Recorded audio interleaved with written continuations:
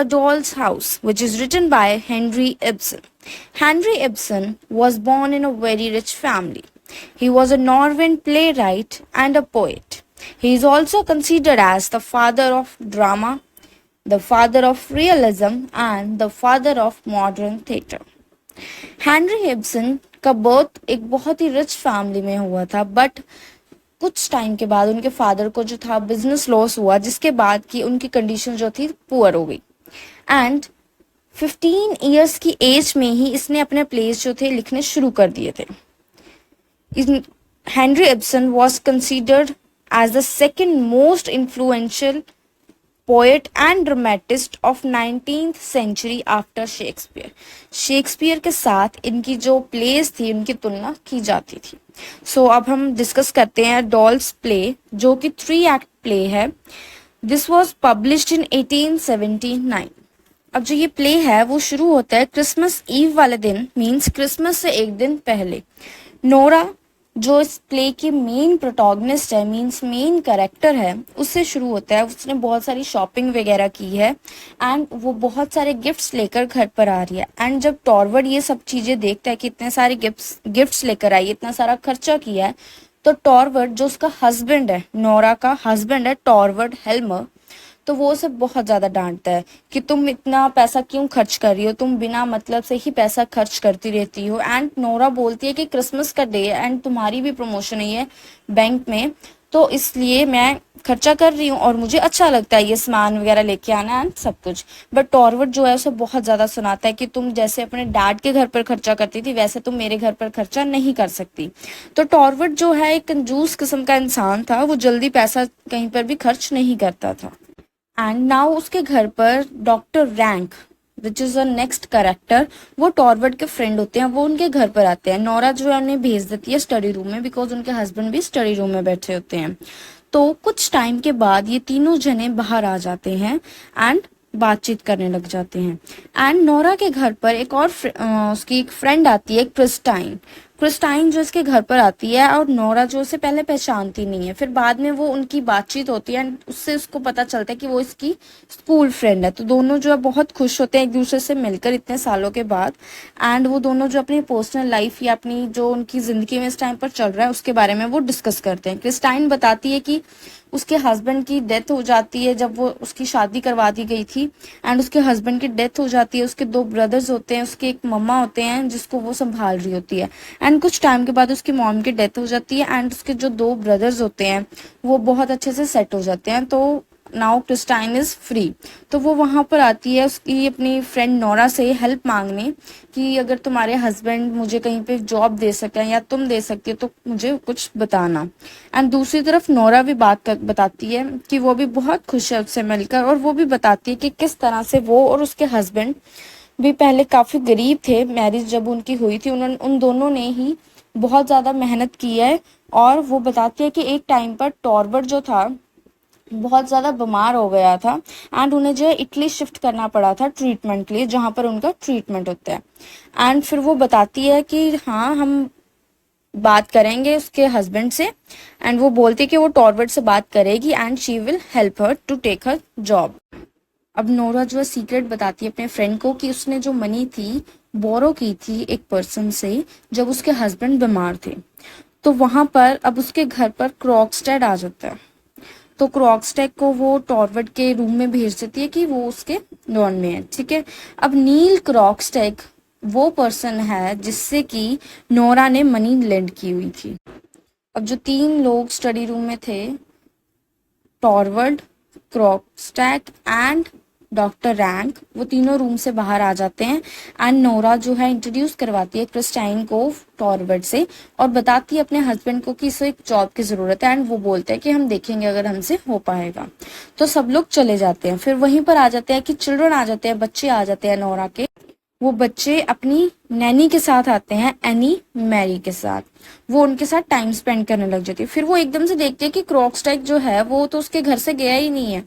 तो वो उसको बोलने लग जाती है कि उसके हस्बैंड घर पर नहीं है, तो आप बाद में आ सकते हैं। बट क्रॉक्सटेड बोलता है कि मुझे तुम्हारे हस्बैंड से नहीं, मुझे तुमसे बात करनी है। अब नोरा यहाँ पर बहुत ज्यादा घबरा जाती है।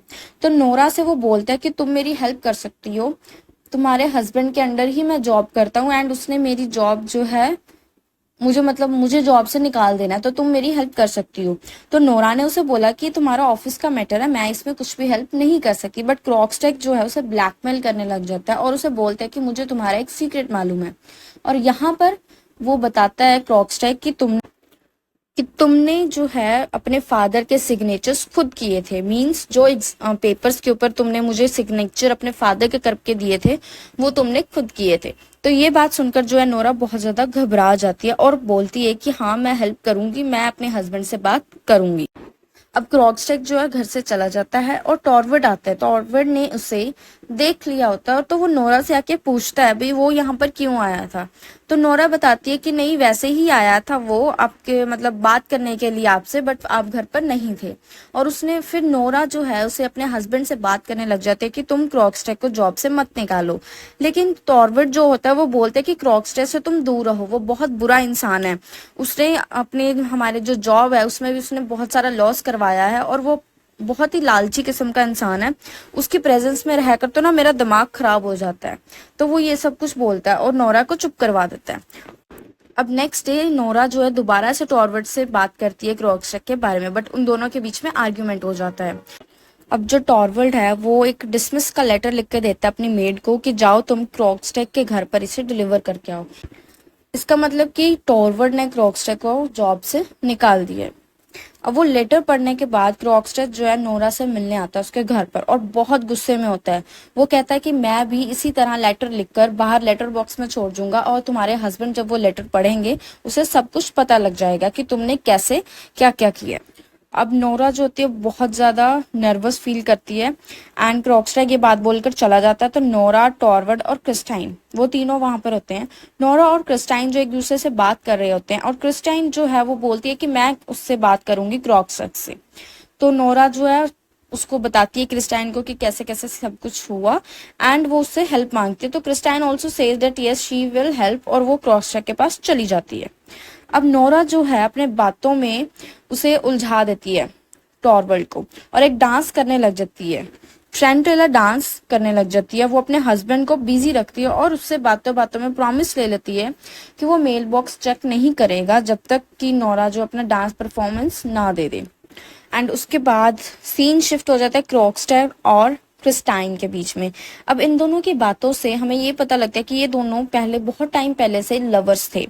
तो क्रिस्टाइन जो है क्रॉक्सटेक से बताती है उसको कि किस तरीके से उसकी लाइफ जो है एकदम से चेंज हो गई एंड वो अभी भी उसको लाइक करती है।